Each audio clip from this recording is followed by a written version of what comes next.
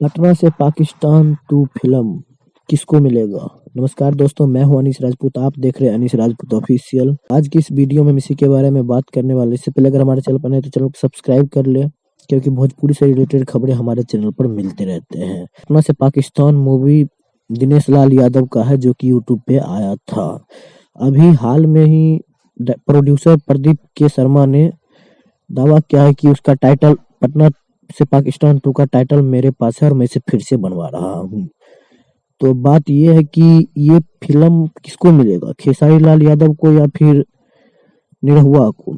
तो सबसे पहले मैं बता दूं कि पटना से पाकिस्तान खेसारी लाल यादव का मूवी था। किसी कारणवश इस मूवी को निरहुआ को दे दिया गया। अब बात यह है कि पटना से पाकिस्तान 2 मूवी किसको मिलेगा। तो भोजपुरिया के तमाम जो है रिपोर्टर वगैरह सब पूछने की कोशिश की, तो उन्होंने साफ तौर पे मना कर दिया। कुछ भी साफ साफ नहीं बताया कि ये मूवी किसको मिलेगा। फिलहाल अभी इस मूवी का शूटिंग चालू नहीं हुआ है। जैसे ही अपडेट मिलता मैं आप लोगों को कंफर्म कर दूंगा।